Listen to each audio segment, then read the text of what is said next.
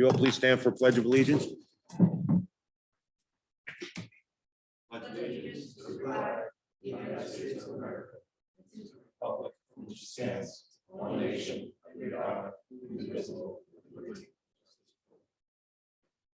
Thank you. Good evening, everyone. I'd like to call to order the Borough of Saraville Planning Board of May 18, 2022. Beth, has this meeting been advertised in accordance with the Open Public Act? Yes, Chairman, it has. Thank you. Can we have a roll call, please? Sure. Mr. Allegra, Here. Mr. Bailey, Mr. Blamar, Here. Mr. McEnon, Mr. Mueller, Here. Councilman Onaha. Here. Ms. Patel, Ms. Pulowski, Mr. Pizzato, Chairman Davis, Here. Mr. Cornell, Here. Mr. Alfieri, Here. Mr. Fowler. Here. We have a quorum. Thank you. Memorialization of resolution. Tonight, we have Searbrook Veterinary Hospital minor site plan, 1400 Main Street, Saraville, block 348.01, lot 203. We need a motion. Motion. Motion to accept the resolution. Can I get a second? Roll call. We have Mr. Allegra. Yes. I'm sorry, you weren't at the last meeting. Mr. Blamar, Yes. Mr. Mueller, Here. Yes. and Chairman Davis. Yes. Okay. Thank you. We have minutes from the April 6th and April 20th meetings. Everybody have a chance to review them? Have a motion to accept? Motion. Second, Second. favor? Aye. Thank you. Communications, Beth? None this evening. Thank you. Site plans and subdivisions? This evening, we have 1831-1851 Highway 35 LLC minor subdivision site plan at 1831-1851 Highway 35 Saraville, block 538, lots 14 and 15.01. Thank you. Good evening, Mr. Chairman. Good evening. Members of the board, your professionals. My name is David Himmelman, and I am the attorney for the applicant. And I want to thank everybody for allowing us to present this application. As you know, the applicant is 1831-1851 Highway 35 LLC. And we're here tonight for preliminary and final subdivision and minor site plan approval. As you know, for the record, the property is located 1831, 1841, and 1851 Highway 18, as designated on your tax map. The property consists of approximately 119,983 square feet, or about 2.751 acres, and is located in your B3 Highway Business Zone District. As you know from the applicant proposes to subdivide Lot 1501 into two separate parcels, with Lot 1502 consisting of 33,222 square feet, or approximately 0.76 acres, and Lot 1503 consisting of 30,581 or 0.7 acres. Pursuant to the requirements of your B3 zone, the minimum lot area is 20,000 square feet, and thus the proposed subdivided lots comply with the requirement. We also comply with lot area, lot width, and setbacks. There are no specific bulk variances approved, although I will point out that Mr. Fowler's memorandum, I guess he did note that there would be a technical parking variance, although we do comply with the overall parking requirement for the property, but technically, should the board approve the application, we would technically need a variance for parking, although as Mr. Fowler pointed out in his memorandum, we do propose cross-access easements, so that should hopefully negate that issue, should the board look upon this favorably. There are a variety of waivers that both Mr. Cornell and Mr. Fowler pointed out in their respective memorandums, which we can go over in detail. We do have two witnesses, Mr. Chairman, tonight. One is on behalf of the applicant, Praveen Sharma, who will testify as to the purpose of the subdivision, giving the board an overview of the property, the tenants that are there, and the real purpose of why he's seeking to subdivide the subject property. And of course, Mark Lieber, our professional civil engineer and planner, who will address all of the technical items in your various professional reports, give an overview of the proposed subdivision, and also provide the planning testimony needed to support all the waivers and variances that are sought. So with that brief overview, I don't have any further comments unless, Mr. Chairman, you do, or we can, or any of the members, or we can proceed with our first witness. We good? Proceed with the first witness. Very good. The only thing I would like, Mr. Fieri, I assume you reviewed our notice and The that notice is, everything's appropriate. acceptable. Okay, great, terrific. Okay, Praveen? I guess we'd have to have Mr. Sharma sworn in.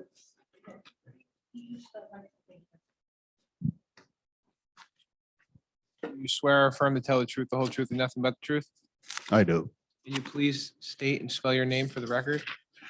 Praveen Sharma, Praveen Sharma. Is your affiliation with the applicant? I am. Yeah. You are the applicant. Please Well, proceed. technically, no, it's an LLC, so I own the LLC. You can proceed. Thank you, Ms. Alfieri. Good evening, Mr. Sharma. So just for the record, I know you just explained a few minutes ago. So 1831, 1851, the LLC is the Highway 35 LLC is your limited liability company, correct? That is correct. You have authority to speak on behalf of the LLC this evening? Yes, I do. Great, all right. So if you would briefly describe some of the professionals for the planning board asked if we would give them an overview of really the purpose of the subdivision, what led you to provide and move forward with this application, and if also you can give the board just a general sense of the property, who the tenants are now located on there, and what your goals and objectives are with regard to this application. Thank you. Make sure you're speaking to the mic. Yes, yes, I will. Okay, so as you can see on the map, I Hold bought on, the- if you're going to refer to something, we can have that marked, but otherwise, if you don't need to, It's not. we can. Just to I give mean, a general idea. yeah, Mr. Lieber, I believe, is going to testify to that. But why don't we-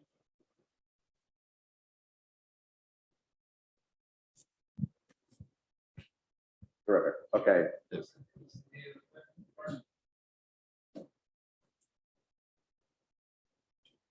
This plan is dated August 15, 2019, last revised July 26, 2021. And orders final plat, tax lots 14 and 15, block 53. And that's prepared by James T.D. Surveyor.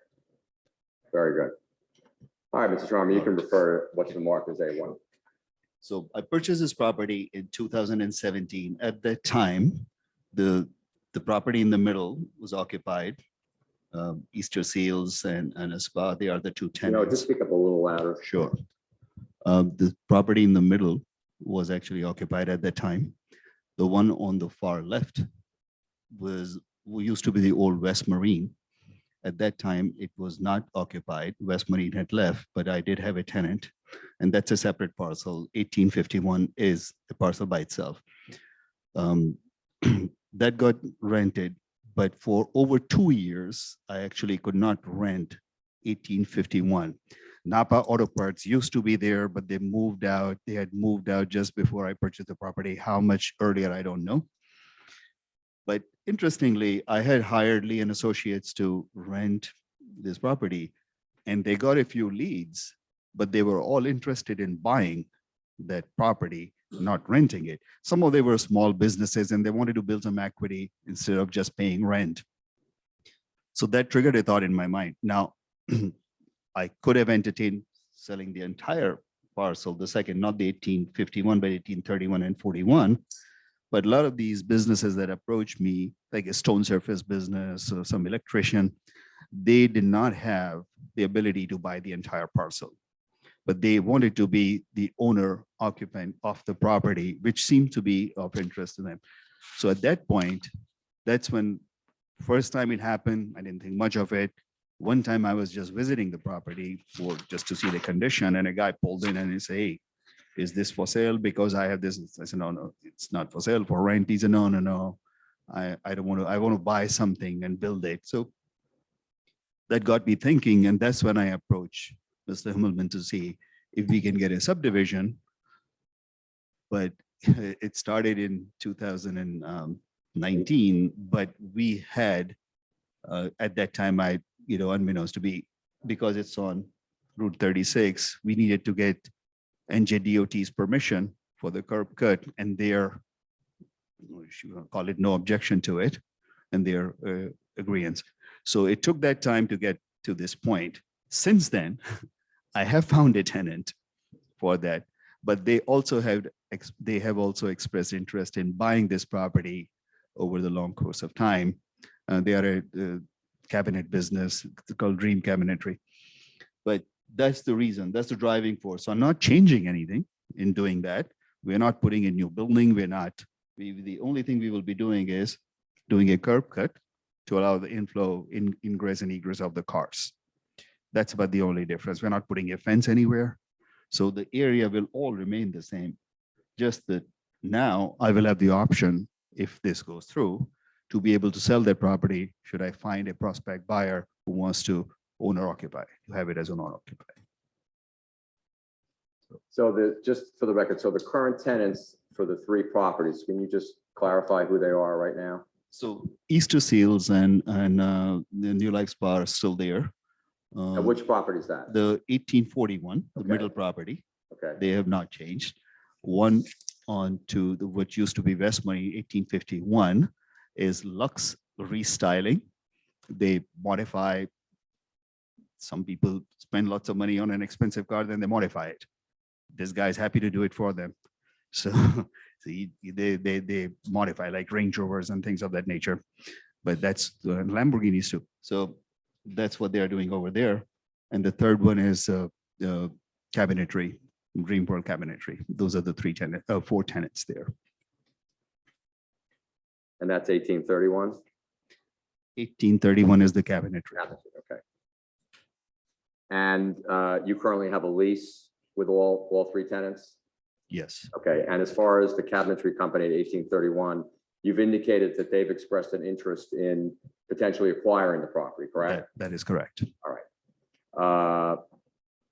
Do you anticipate that any of the other tenants may also seek to want to acquire it should the subdivision, their particular parcel, should the board approve this? Also, 1851 is a completely separate parcel. Right. So that is a non-issue. The only item that would be affected would be 1841. 1841, neither one, Easter Seals is not into buying property. So they would not be interested. They are just tenants. They are, taking care of, they are not nonprofit organization. I don't think the other people would be interested in buying the entire parcel. Fair enough. Okay. Is there anything else you'd like to add or on that issue, or you think you've covered it all? In my opinion, I've covered it, but should somebody have any questions, I think I will be happy Sure. to answer. Thank you. Mr. Chairman, I don't have any further direct questions to Mr. Sharma, but you or the members might, or your professionals. Anybody have any questions or any comments? Okay. Mr. Chairman, just looking at my report, there was an item that talked about number of employees, hour of operation. If you might want to have the owner Sure. touch on that. Thank you, Jay, for that. Yeah. Mr. Sharma, can you just describe in Mr. Cornell's memorandum, just for the record, I guess that's page 2 of Mr. Cornell's memo of May 18th. Can you describe the number of employees and the hours of operation of the existing businesses, and just generally how deliveries and garbage pickup and general traffic patterns are facilitated at the property? They're mostly normal 9 to 5 businesses. They're not late hour businesses. I'm not that familiar with their working habits, but every time I've gone there, there's very few cars there. The Lux Restyling, they don't have that much inflow and outflow of people. They bring cars and they're working inside the building on them. Easter Seals, of course, I don't know how much if you are all familiar with what Easter Seals is. No. They are a not-for-profit organization. They take care of adults with who are with some disabilities. So it's like a daycare center for grown-ups. So they bring them, they try to teach them, they keep them engaged during the day. And so they have their special, because a lot of these people have physical needs also. They need assistance. So they have their special van. I think they have 3 vans that are usually parked there. They they bring them and they drop them off. So that's Easter sales. A spa is that's just a spa. So some people come there for spa services. And Dreamworld Cabinetry, I think they have 2 or 3 people working there. And these people come, it's a showroom to pick out kitchen cabinets. I don't think any of them are made there. They just stock some there and they display them there. So between all the tenants, roughly, what would you guesstimate to be their number of employees? Is it less than 20? Oh, definitely less Yeah. than 20. And how about Far less. deliveries for refuse and garbage and recycling and all that? How's that work? As you can see, the site is quite open and there's free circulation for trucks and everybody to be able to get around. So I have never heard any complaint from any tenant that they are tight or they're having any difficulties with receiving. And that's all public. It's all Yeah. public pickup, correct? That is correct. Yeah. All right. And what do they come once a week? Not Okay, really so- familiar with when they come, but every time I've gone there, I've not really seen any refuse laying around or any issues. All right. And they're not consumers. These people are not garbage generating businesses. Yeah, right. There are very few people coming there. So Okay. Each building have an individual entrance and exit. yes. They're thoroughly separated. Mr. Chairman, any other questions for Mr. Sharma? Mike, do you have anything? The engineer may be able to answer some of my questions just related to the obstructions to the parking, or the owner may be able to come up to talk about it again if you can call him back. I think Mr. Lee can probably address that. I saw that in your memo. Okay. Thank you. All right, Praveen. You're excused for the moment, but don't run away. Mr. Lieber, would you mind coming forward? Mr. Chairman, we have Mark Lieber, who's our professional engineer and planner, and I would ask that he be sworn in. And we can qualify him, and then we also have some exhibits that we're going to want to mark. Do you swear or affirm to tell the truth, the whole truth, and nothing but the truth? Yes, I do. Can you please state and spell your name for the record? Yes, it's Mark with a C. Lieber, Leber. Can you please provide your qualifications for the board? Yeah, hi, I'm with East Point Engineering. We're in Marlboro. My background is I have a Bachelor of Science degree in civil engineering from Drexel. And following school, I completed the MBA program at Rutgers Graduate School. Was licensed in 2004 as a professional engineer, in 2005 as a planner, and in 2006 as a municipal engineer. Accept the credentials. Thank you. I have appeared before this board previously, so it's nice to be back. Mr. Lieber, thank you very much. For the record, are you looking to introduce any exhibits other than what's been marked as A1? I have one photograph. I just grabbed the street view of the property. All right, why don't we mark that? You want to mark that A2? And then we can date that. And if you would, Mr. And date it, and if you would describe that exhibit, and also if you would give the board an introduction of the application and also address the purpose of why we're here this evening, and also reviewing the professional's memorandum and the waivers and variances sought and the justifications, and then we can go through additional questions as we proceed. Thank you. Sure. You heard a lot of the background tonight already about the property, the address, it's block 538, lots 14 and 1501. And the truth is, we did start this project a couple of years ago. It's incredibly tedious to subdivide a property in New Jersey along a state highway because the highway department, NJDOT, does take jurisdiction on subdivisions on state highways. Unfortunately, just around the time that we were getting involved with the project in late 2019, and applications were going to the state, the pandemic forced the closure of the DOT, And it was next to near impossible to get anything, even reviewed or acknowledged that it was submitted. And frankly, no one was in the office. So it's really been a joint effort between 3 different consultants. We have my office doing the site plan because there are some modifications to the front of the site. We have another engineer, Mazer Consulting, which is now Colliers, that did the access permitting and the traffic control plans. And then we have our land surveyor that prepared the actual subdivision plan. But in essence, what the application is for is to, and I'm referring to A1, is to draw this pink line in between numbers 1831, 1841, Route 35. The blue coloring that you see, these are the existing curb openings on the highway. And if you go to A2 and look at this photograph, you'll notice the building that says West Marine on it, which is actually 1851. That's the first building you approach. It has a driveway midway between that building and the next one with the red roof. It also has an entrance drive to the right, which is slightly off this picture. And then you'll see in the distance, there's 2 more driveways. So you have 3 buildings with 4 driveways, which is frankly non-conforming under the access code requirements. Another thing that's non-conforming is the angled parking that's in front of buildings 1841, 1831. So the project and through the access permit, which we did receive from the DOT, and we submitted a copy, it was dated May 28, 2021, seeks permission to retain the driveway in front of 1851. The 2 center driveways would be closed.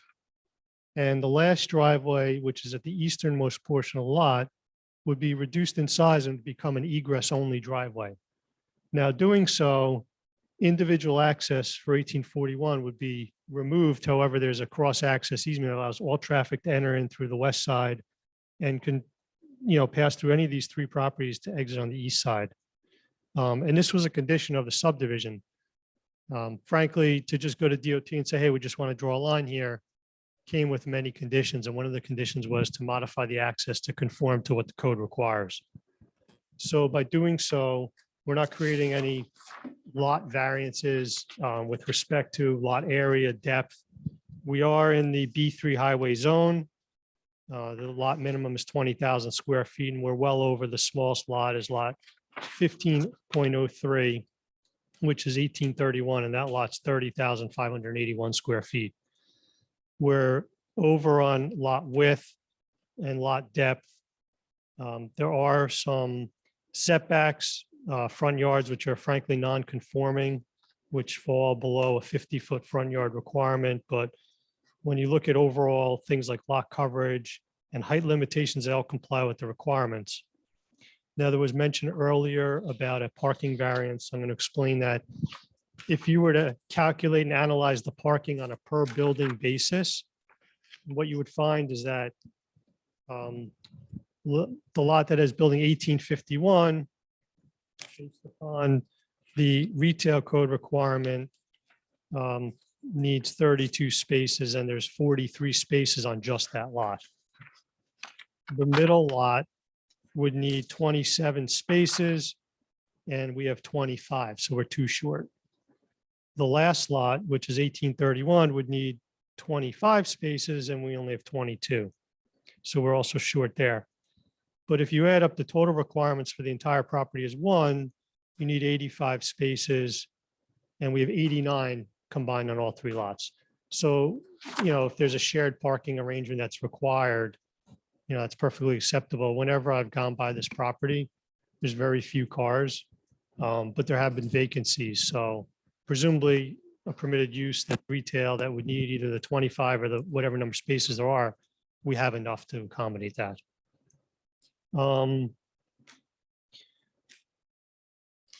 I did get a copy of the May 18th, 2022 review letter from Mr. Cornell. And there's a couple things on here pertaining to the background of the property, that it was at one time 2 buildings on 3 lots, and they got approval later on to, I guess they had a 3rd building and reconfigure the lots. And then later on, they had an approval for the outdoor storage of sheds. on what was lot 1501. And frankly, what we're doing, I don't think negates or causes any detriment to those prior approvals. As I stated, the subdivision in itself is just the lot line. Now, we also submitted a site plan for the proposed improvements, which was sheet 3 of the drawing set. I brought it with me. I don't think we need to mark it because it was already submitted.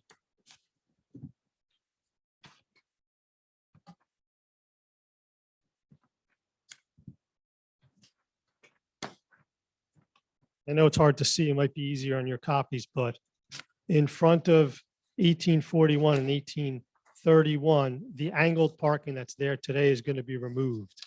And we're going to channelize the traffic flow by putting in new curbs along the fronts of those buildings.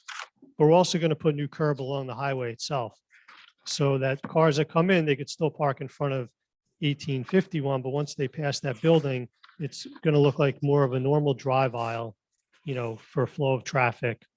We are providing 2 ADA spaces in front of the center building to put back what was there previously so that the ADA parking doesn't have to be in the rear of the building. So that's why we need to apply for a site plan, because we are modifying some of the features on the property. There were some technical comments, many of which we touched upon. Number 1 was the reason for the subdivision, and the need for the highway access permit was number 2. We are asking for many waivers. All of these waivers pertain to existing conditions. The first being requirement for sidewalks along the frontage and around the perimeter. The next one is for curbing throughout the entire parking lot. The parking lot in the back doesn't have any curbing. There's like one small section of curbing on the first lot and then it ends. And then the 2 second lots don't have any curbing. There's questions about parking in a front yard. Well, that's an existing condition for all 3 buildings, but we are improving that condition by removing the parking in the front yard at 1831, reducing it at 1841, then we're going to keep it at 1851. That's an existing situation. A loading zone, we don't have a loading zone proposed, and we don't anticipate any tractor trailer traffic here, but there is plenty of room on this property to maneuver for unloading. That we're frankly, we don't believe we need a delineated loading zone. There's a waiver for having parking within 5 feet of a property line. That's another existing condition. Hairpin striping is a requirement in the borough. The current striping out there is not hairpin. And we just propose to leave it as is, which is an existing condition. Mr. Chairman, just Yeah. if I might clarify that item number 7 about the 5 feet of property line, technically it's being intensified because your new lot line Right. is right bringing it through. closer. Yeah, so that's a waiver that's being intensified, but you're correct. The other ones are all pre-existing. Yeah, that is true. Okay, so moving on, and I'm on page 2 now of the technical comments. 20% of the lot area is to be landscaped with not less than 5% of such landscaping on the right of way. We're also asking for a waiver from that requirement. And if you look at what's here today with that very large asphalt area in front of the last 2 buildings, that asphalt's going to come out and we're going to put green stuff there. So I think it's an improvement. Number 2 is about landscaping the perimeter and about the interior. We aren't proposing to add any landscaping to the site. So as I stated, we're asking for a waiver. Number 3 is screening the landscaping from the street. Again, this is an existing condition. We're not proposing any landscaping, so we are requesting a waiver. And that goes as well with lighting. We're requesting just to keep the existing lighting on the property. We didn't submit or design a new lighting plan. Item C, 1 and 2, we had discussed earlier. And item D, we agree and will comply with all those requirements. That being said, though, they do want to file the subdivision by a subdivision deed. So while we have a map from a land surveyor, which can be amended per the map filing law, it wasn't our intention to follow that map. If that becomes a requirement, then, we could do it that way. Mr. Chairman, we have no objection to filing by deeds. The correction should be made to the map, so we have a map that's approved that meets the requirements, but you can file by deed. That's fine. Okay, that's fine for us too. And that was the end of the letter regarding the technical review. I also have a planning letter, which is dated May 12th of this year.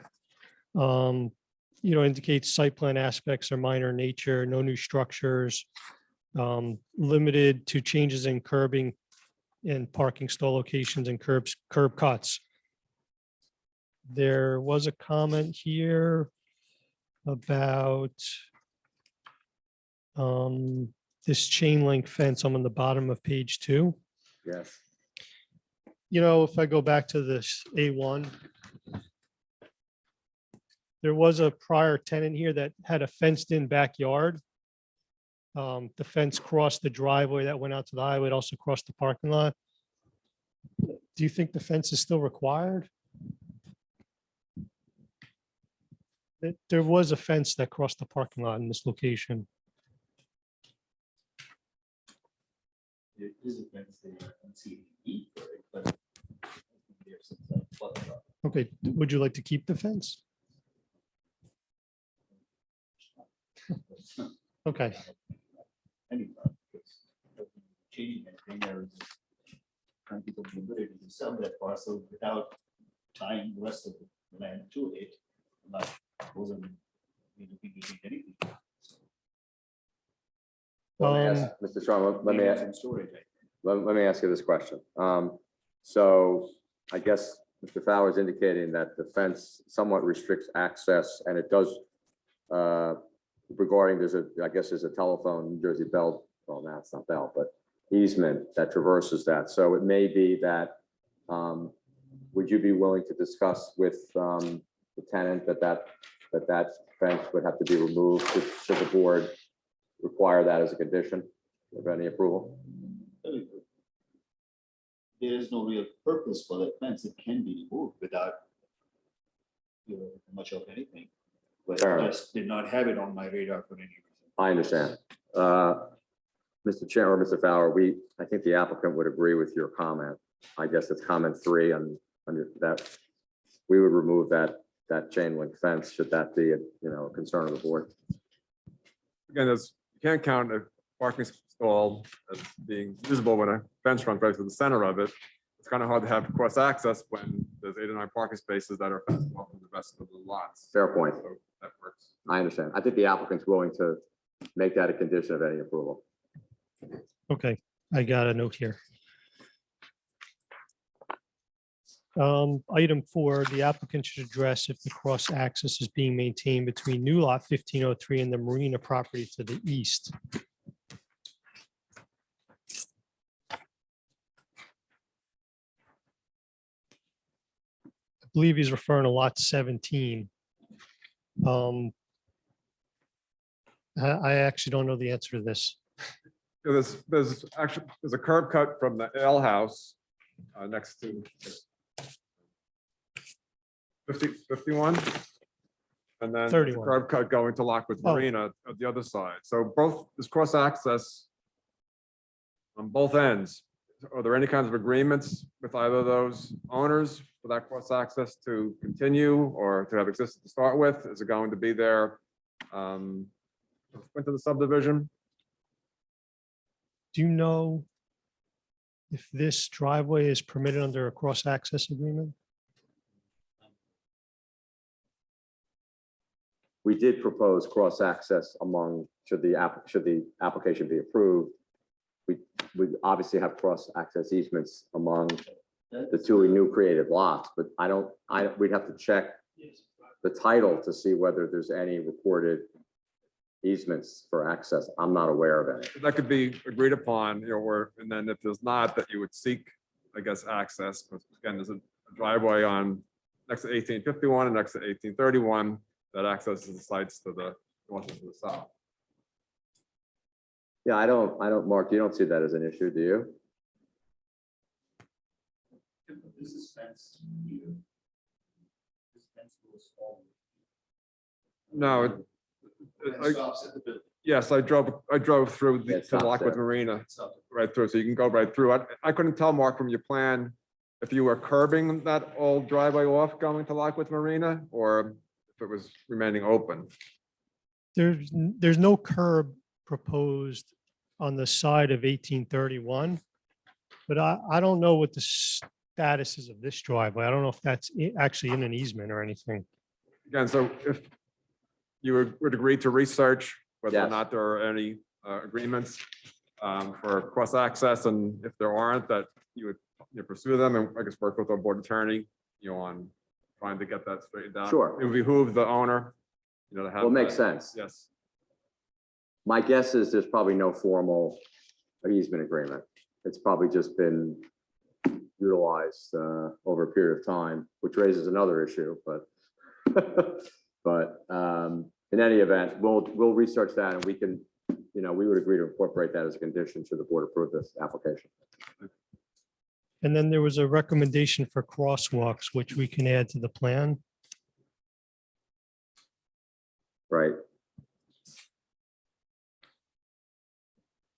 I think 6 we were just talking about.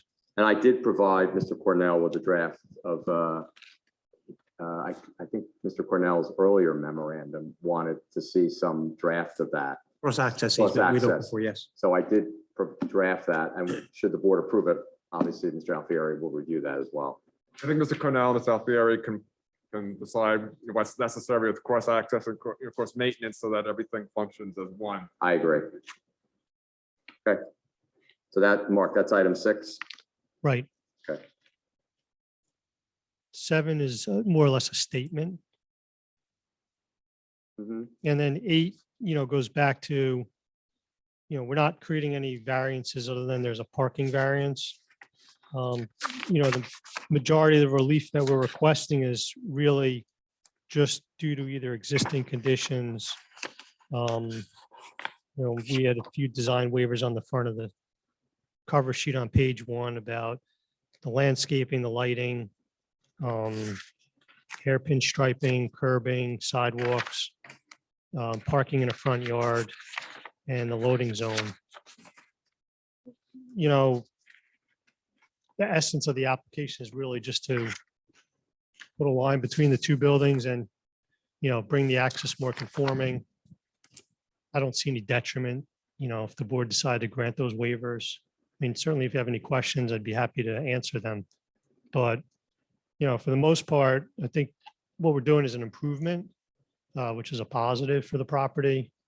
And hopefully, with this type of project, they could get, better tenants and things like that. And you would also agree that if we could effectuate the cross-access to the adjoining property, that's certainly obviously a benefit to clarifying that and I guess legitimizing that as well, correct? Yeah, whenever you eliminate, ingress and egress points along the highway, it's always an improvement. Because the more conflict points there are, the more it interrupts traffic flow. So, I think we're furthering that, which, the DOT is correct. This was probably constructed, I'm going to guess 60 or 70 years ago before there was any requirement. And at that time was probably just one huge curb opening along the entire frontage. So, There's probably no access code either. yeah, I think prior to 76, you could just do whatever you wanted. But, Right. but anyway, I wasn't doing this in 76, so I wasn't there. Neither was I. Mr. Lieber, do you want to cover any other issues, or do you think you've addressed all the professional review comments and anything that you'd like to bring out, or are you comfortable that we've covered the application in sufficient detail? Yeah, I mean, just if you have any questions. Sure. Question, when you eliminate the parking in the front of the 2 proposed subdivided lots, you're going to have most of the tenants parking in the back. Is there sufficient lighting in the back for the tenants at night to walk around and get to the front of the building, or? It's a good question. Mr. Sharma, you want to answer that? Yeah. Yes, so Actually, whenever I've gone there, I've not seen any cars parked there at nighttime. These businesses are not nighttime now. Understand in winter time, it gets dark even earlier. There is lighting, but we don't have large parking lights, so to speak. There is lighting from the buildings, but we don't have any organized light poles or anything of that nature. But if anybody has taken the time to drive on the property, as you mentioned you did, there's hardly any cars there. It's only 10% occupied, the parking lot. 90% of it is empty. Whenever I've gone there, I've seen 90% empty. Fair enough. Okay, it's not a 7-Eleven, it's not that many people going in and out. My concern is if you increase the capacity and there's businesses that operate at night, that there's enough light for people to park in the back. We don't want to have an issue there. None of those businesses that are there now operate at night. Yeah. 10 years from now, I don't know, but right now, all the businesses that are there 9 to 5. Yeah, maybe 7, 6 or something like that. Okay, thank you. Any other questions, Mr. Chairman? Chairman, also on that same point, if there's an opportunity to possibly add some building mounted lighting to the rear of the buildings, it's not there right now. You would look into that. I think I noticed some light stanchions along the front of the site, but I don't recall seeing any in the rear. We had some. Yeah, the building. Probably a good idea. It can be done, it's not, I just have to look into that. People put some lights in. Sure, Put some we can agree to LEDs. that. But one thing if it becomes a whole very elaborate No, I think, site improvement project, I'm not interested. no, All I I think, was trying to do is be able to sell that. If it turns into, to current conformance, then. well, I think Mr. Fowler was just suggesting that to put some wall mounted fixtures on the rear of the buildings. The other point, obviously, should subsequently the property, if the application's approved, then there is a formal subdivision, it's filed map or deed.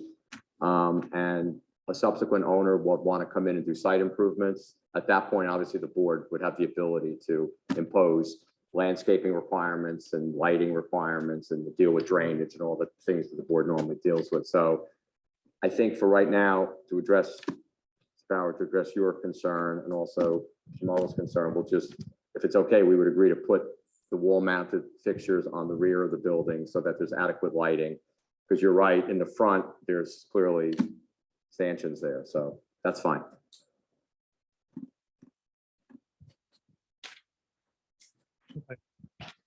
Any other questions of Mr. Lieber?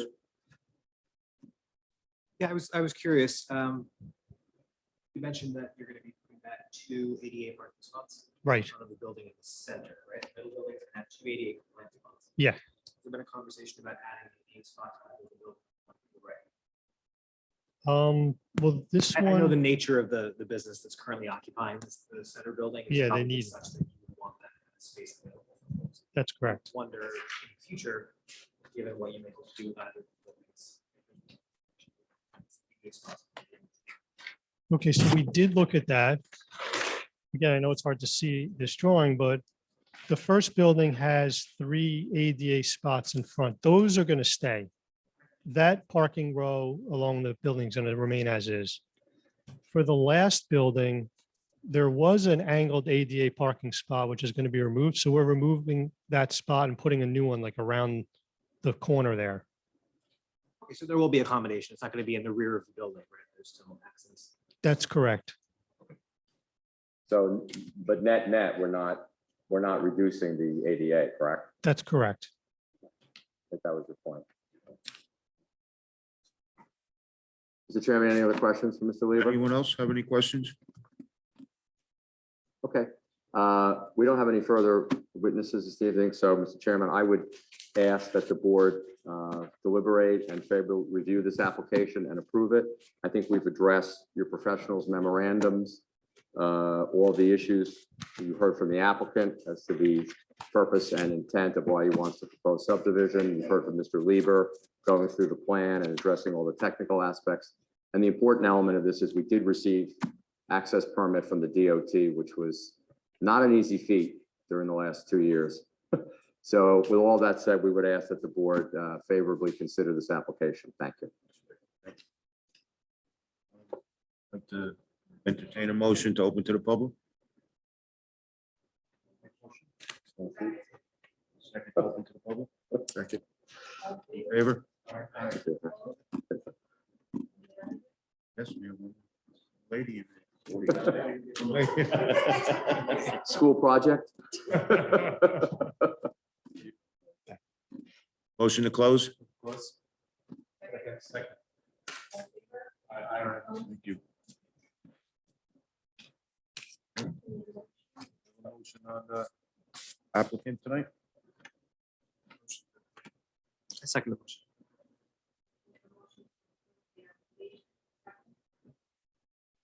Roll call, please. Mr. Allegra, Yes. Mr. Lamar, Yes. Mr. Mueller, Yes. Councilman Aloha, Yes. Mr. Nevada, Yes. Chairman Davis. Yes. Application approved.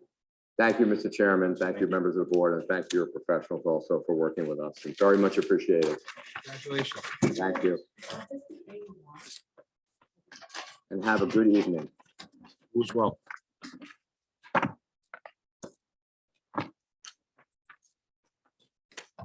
That you want, are you gonna, are you, do you want?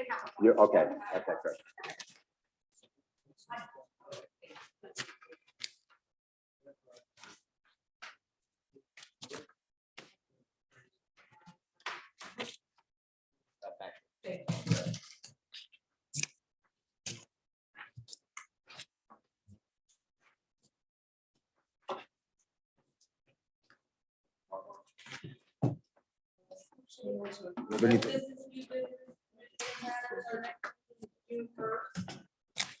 Okay, Mr. Chairman, at the present time, we do not have any applications scheduled for June 1st, but the secretary indicated there may be a referral from the mayor and council for redevelopment plan for the board to take a look at. So at this point, I suggest keep that meeting open. If for some reason things change, you can cancel it prior to the June 1st date. All right, thank you, Jack. adjourn. A motion to adjourn? To adjourn? Second? All in favor? Aye. Opposed? Everyone have a good night. Go Rangers. Enough.